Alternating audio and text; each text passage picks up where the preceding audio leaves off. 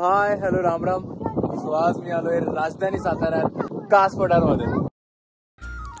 होय, कास पठार सातारा जिल्ह्यात जावळी तालुक्यात हे जगप्रसिद्ध पठार आपल्याला पाहायला मिळतं.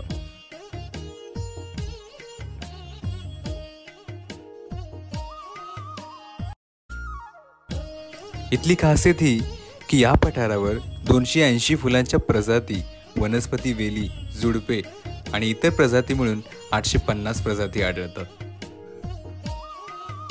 इथला वारा कमालीचा आहे. हो, अगदी एसीला फेल करेल.